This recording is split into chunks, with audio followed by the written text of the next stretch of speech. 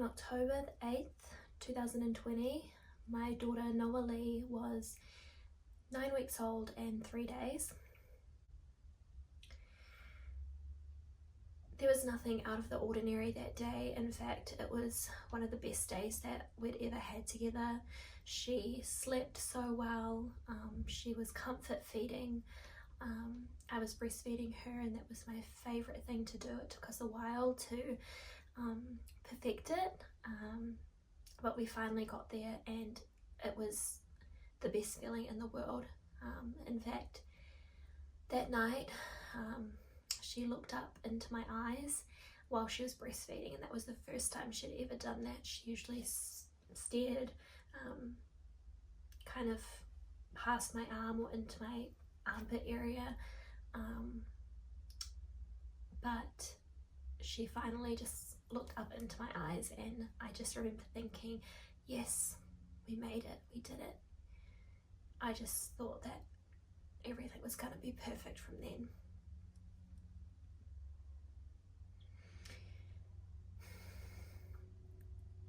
I was watching a TV series while Noah was sleeping in my arms. So I was up quite late that night. Her dad was supposed to finish work at 10:30 and be home by 11:30 midnight, but it was about 1 a.m.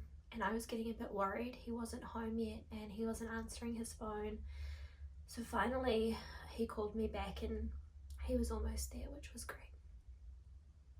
So we had both had a late night. At Noah's 3 a.m. feed, she would usually feed for about 10 minutes and then I would be able to rock her back to sleep straight away, pretty much straight away. And I was really tired, so I was eager to get her straight back down into the bassinet rather than as she drifted off to hold her in my arms, which is what I often did, just to make sure that she was in a deep sleep. This time I kept trying to lay her down, and as soon as I would lay her down, she knew she wasn't in my arms again, and she would wake up and she would fuss, and so I would need to try and settle her on the breast again, and then try and put her down. And I did that about 3 times. My husband woke up and he offered to take her to settle her and put her to sleep in the lounge so that I could get some sleep. And at first I said no. I knew he was tired too, and I knew that I could always get her back to sleep quicker than anyone else, but he insisted and I was tired, so I let him. And as he was walking out the door, I remember thinking, tell him to bring her back into the room once she's asleep so I can put her in the bassinet.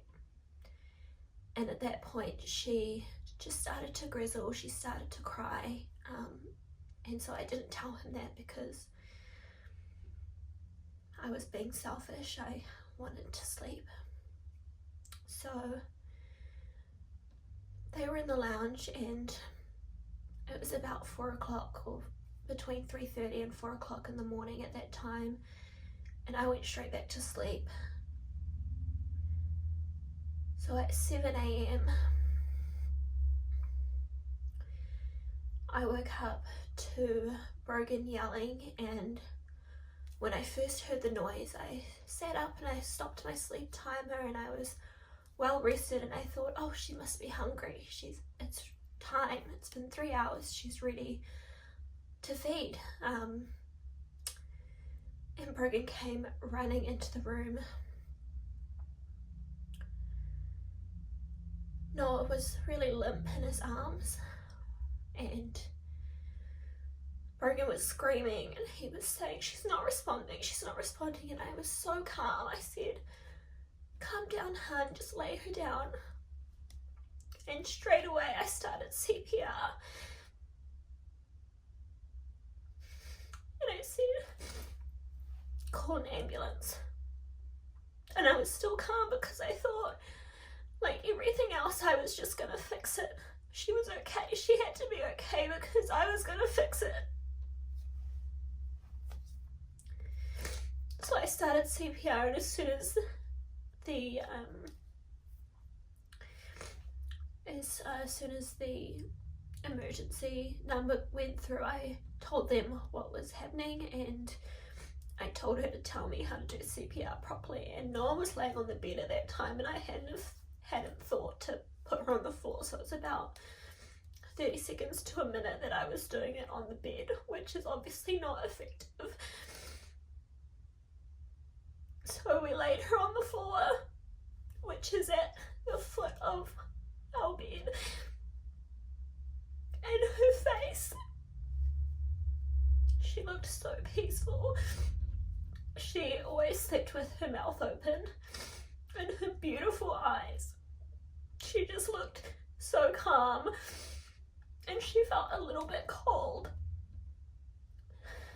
There was a moment when Brogan was kind of tapping her face, and he pulled back her eyes to try and open her eyes, and she was just staring blankly ahead. There was nothing there. There was just nothing there, and that moment I panicked. I started to panic a little bit.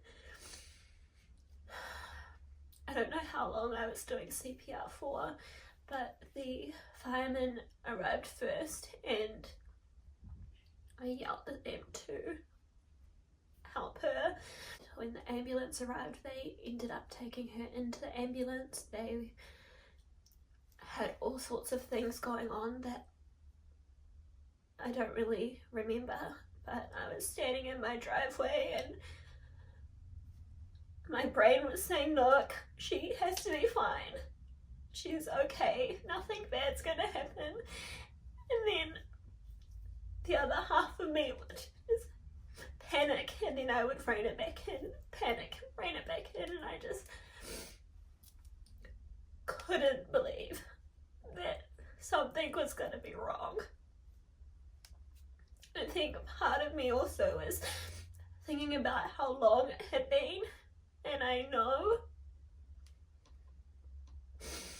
what happens when you don't have oxygen for too long, but I didn't care. I just wanted them to fix it. I called my parents when they went into the ambulance, and I told my mum, Noah's not breathing, and they came straight away.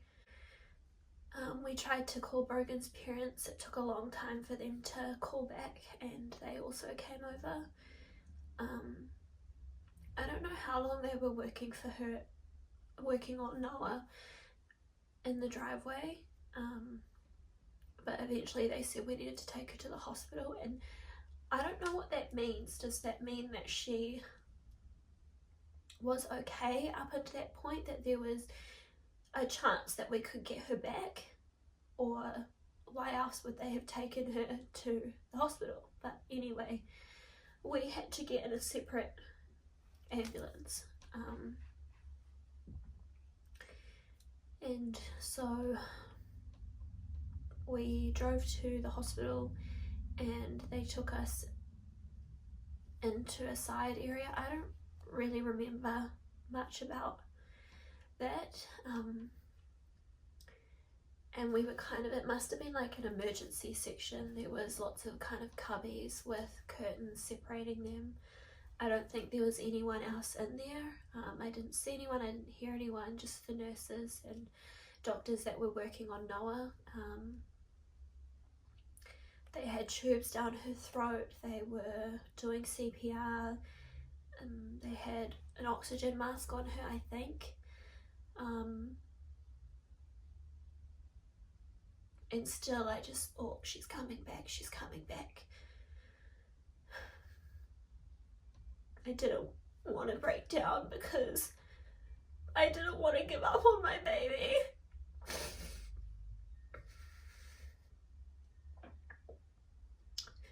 And then the doctor came, and he actually kept saying, it's been a long time, he hasn't had much oxygen, and it made me angry because Noah's a girl. And I kept correcting him. Her. It's her.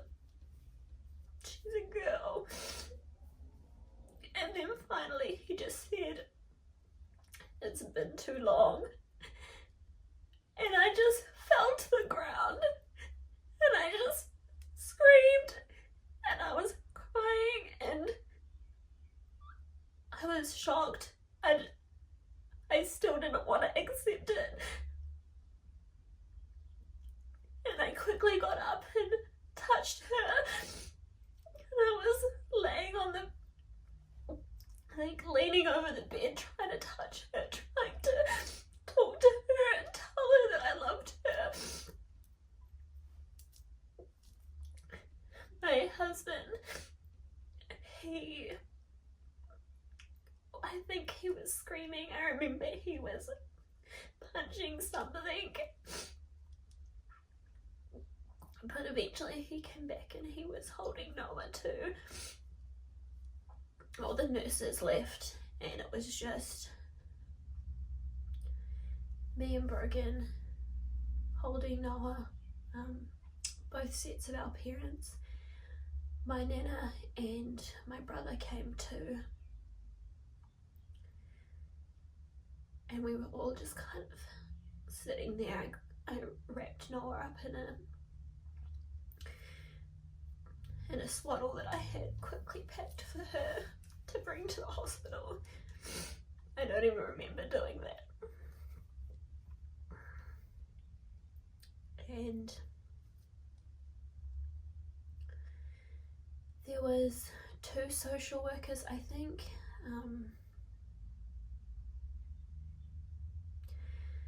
They would say things to us. I don't really remember exactly what they would say.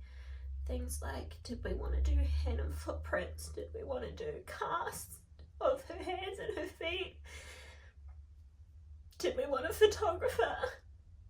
Here's some funeral information.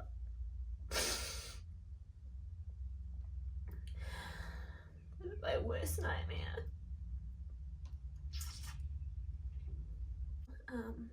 They moved us to a room. It was kind of just like a lounge area that was closed off, and I just sat there and held my baby, and I just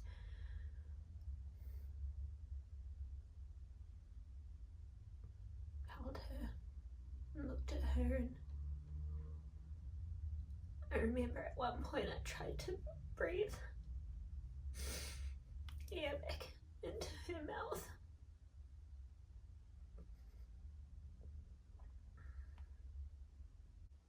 I just felt numb. The whole time I was holding my baby, I never wanted to let her go, but at the same time, I just wanted to hurry everything up. I just kept thinking to myself, I can't keep holding my dead baby. I can't keep seeing my daughter like this. She was so beautiful, and she was losing her essence. It was gone. And I didn't want to remember her like that. I didn't want to keep looking at her that way. And I regret that so much, because I would do anything to hold her right now. Even if she's still gone, I just want to feel her in my arms.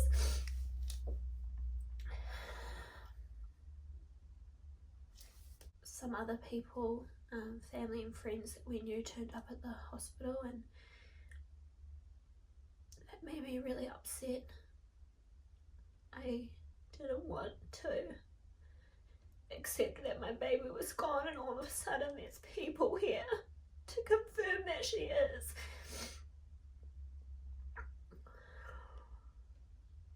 One of Brogan's cousins bought donuts for everyone, and it's the smallest thing, and it probably is really thoughtful, but it made me so angry.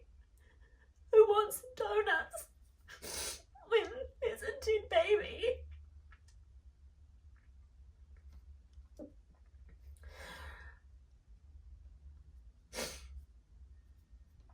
We actually had to speak to some policemen at the hospital.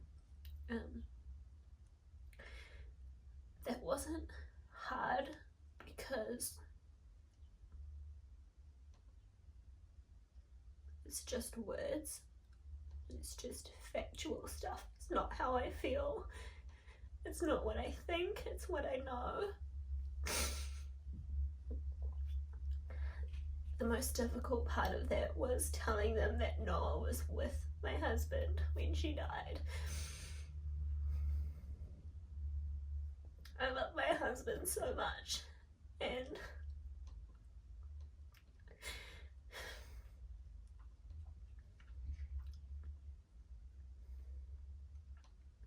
the minute he came running into the room screaming with Noah, I knew what had happened. In my head, I just thought, she rolled her face into his chest and suffocated. That's what's going on. But I held on to that thought for weeks, maybe months,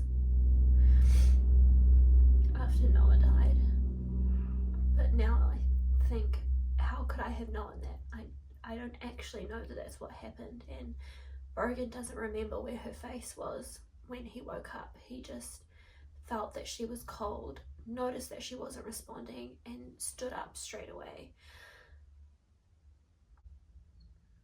Eventually, the funeral director, or the lady who does embalming, she came, and she had to take Noah away to Hamilton, which is about 1.5 to 2 hour drive from where we live, and I didn't want to leave Noah, I didn't want to be away from her, but there could only be one person that drove with this lady, and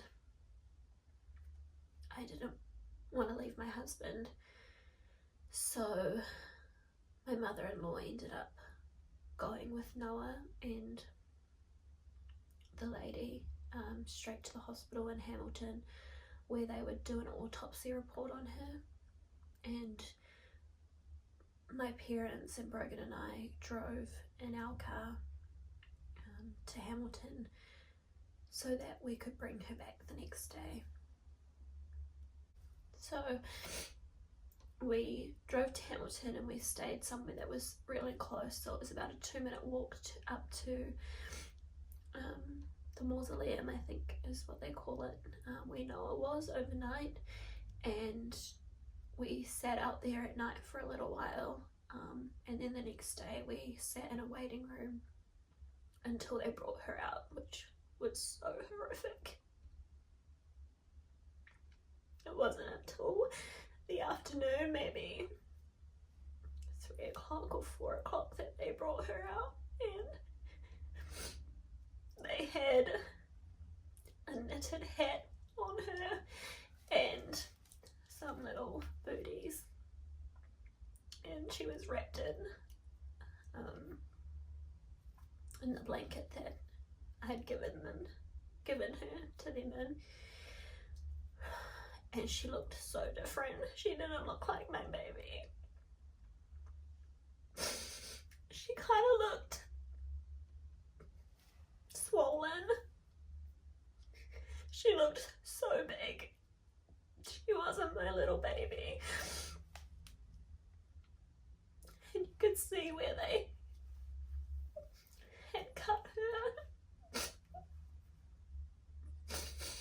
And we'd been sitting there all day preparing ourselves to see her again, knowing that she was gone, and still it was like a slap in the face the second they brought her out.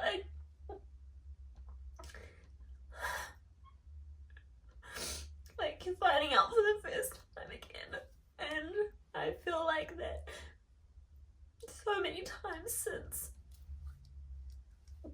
like it's all just happening for the first time again.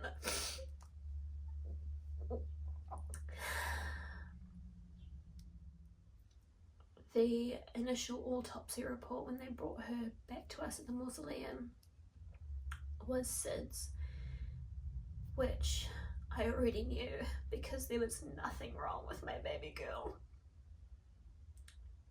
She was perfect. And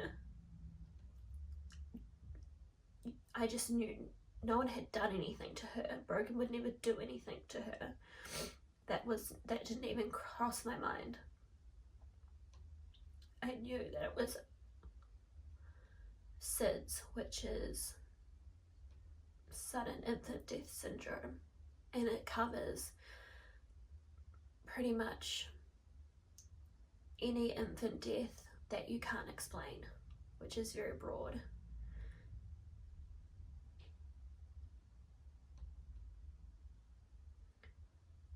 We still haven't got her autopsy report or the official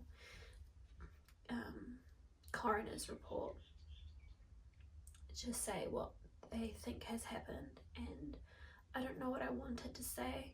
I don't know if I wanted to say SIDS, because then I have zero answers. It gives me zero closure, but at the same time it means it's something that we couldn't have prevented, even though I feel like I could. If I had kept her with me that night, would she still be alive? If I gave her a pacifier that night, would she still be alive? If I cheated on them earlier, would she still be alive? But truth is, you just can't predict, you can't prevent. If it's going to happen, it's going to happen. Or do I want them to find a medical illness that we didn't know about, that there were no signs for? Because then it could have been prevented.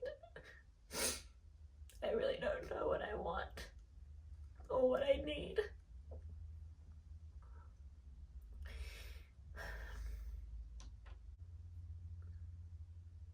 When we first arrived back from Hamilton, we had to go to the funeral place where they embalmed her just a little bit, enough to get her to the Monday.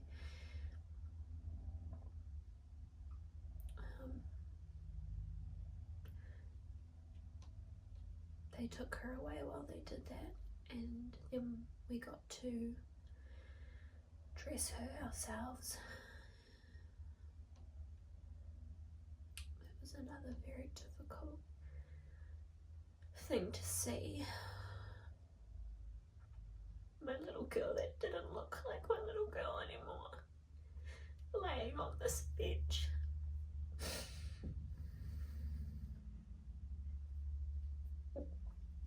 And they had closed her mouth. And she always slept with her mouth open, so it looked so wrong to me to have her mouth closed. And I just wish it was still open, the way that she used to have it.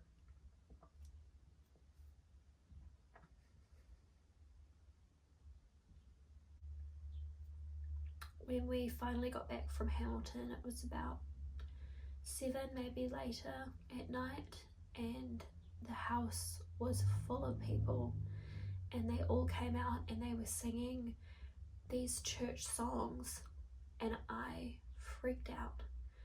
I panicked that there were so many people there that knew my daughter was gone, that they were in our house when we wanted to be alone, that they were going to see my daughter the way that she was, which is not how she truly looked. And there were not very many people that got to meet Noah when she was born,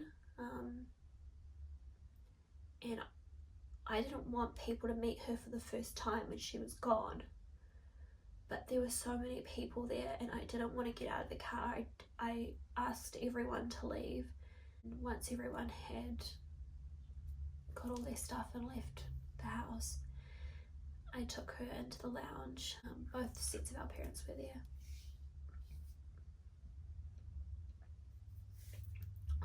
So we started reading stories to her in the lounge, me and my husband. People had laid down some mattresses in there and they'd rearranged our entire lounge, which I understand was meant to be helpful, but it made me very uncomfortable that our house wasn't how it was when Noah was here. And someone must have turned up late. A family friend of on Brogan's side turned up, and they were in our lounge kitchen, which is open plan, and they were talking with Brogan's parents, and they were laughing and I don't know what they were talking about, but they were loud, they were laughing, they were having a good time, and I snapped. I just yelled at them to get out.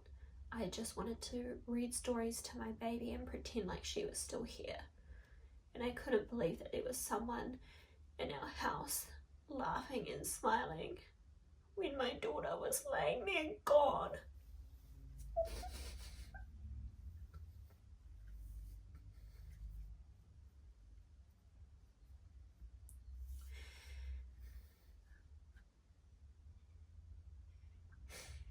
We took her to bed. We have a bassinet, kind of a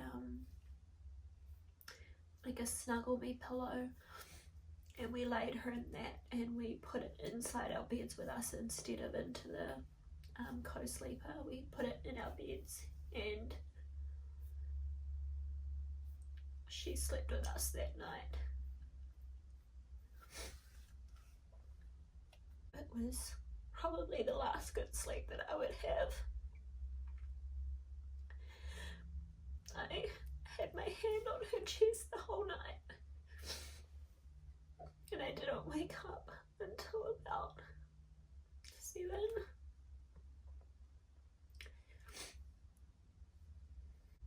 I got her dressed. It was really hard to choose an outfit because I loved dressing my baby girl every morning around 10 o'clock in the morning.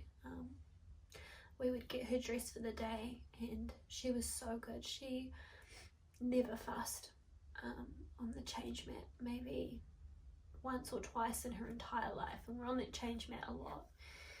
And I always like to think that maybe she enjoyed it as much as I did, but I just couldn't imagine choosing an outfit that she would be in forever. She would never ever get to choose another outfit. We picked some white stockings and a white Jamie Kay long sleeve onesie to keep her warm. She has on some little white booties to keep her feet warm. I don't have any other shoes for her, she was too little, and so just the white booties. And then she has a beautiful soft green and white dress and matching bow that she's wearing. A Jamie Kay dress and bow, and she looked beautiful. I still wish every day that I could change her outfit, and so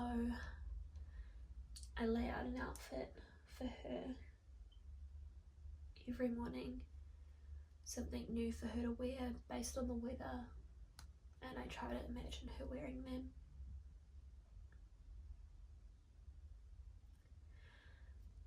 People came in and out of the house, and at one point a baby came in, and I didn't know how to feel because I knew they were my baby, and so I asked her to bring this little boy closer, and she did. And as I held my Noah Lee and put my hand on this little baby who was making noises and wriggling around, and I tried to imagine that it was Noah, that Noah was making those noises, and that Noah was moving.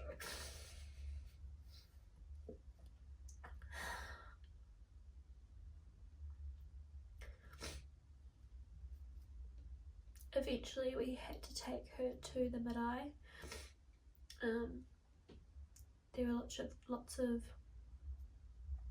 There were lots of cultural things that had to happen there. We had to be welcomed onto the land. We had to listen to speeches, and I felt really out of control at that point. And I just wanted to look at Noah and keep her in my arms. And I wasn't supposed to touch her once she'd been laid down. But I didn't want to do that. I wanted to hold my baby, so I did. And you're supposed to greet everyone as they come in, and I wasn't okay to do that. I wasn't okay to say hello to people, to look at people, to thank people. So I just looked at Noah. I just stared at her. From the moment that we got in that mid-eye until the moment that she had to leave, I just looked at her.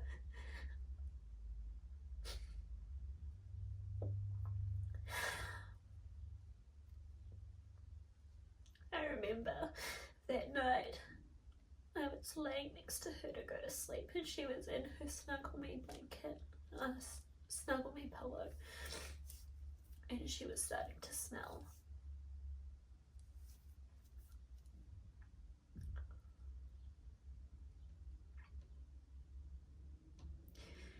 And I still had that thought that I just wanted to hurry up. I wanted to put her in the ground so that I didn't have to see my baby like that. So the next morning is when we had the ceremony. Before we walked Noah Lee over to the cemetery and lowered her into the ground.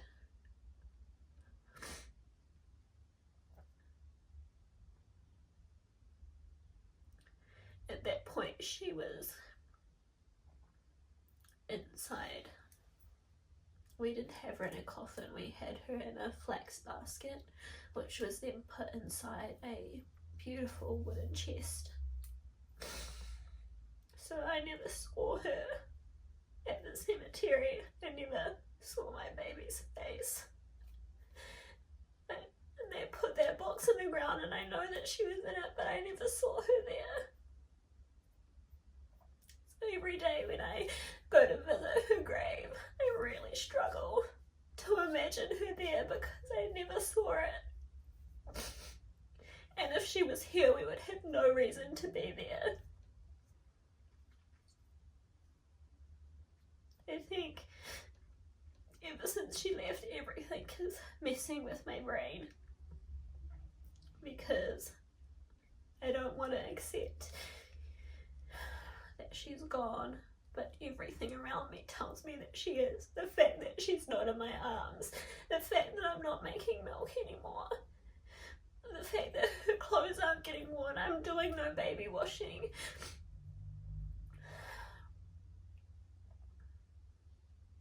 I don't have any space for anyone else in my heart anymore. I don't have room to care for anyone else. I don't have room to think about your feelings.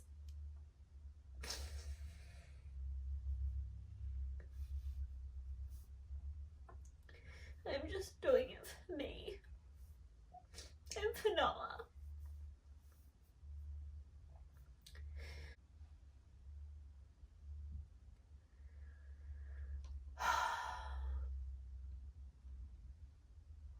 I don't know if I'll be here in a week, in a month. Some days are just constant numbing pain, and then other days it spikes, and I just can't possibly be here without her.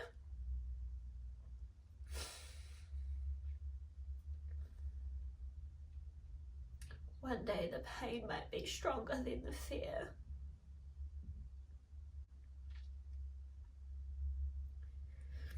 But I don't know. I need everyone to remember her. I need everyone to know how important she is. I want everyone in the whole wide world to know that my daughter's gone and to feel that pain.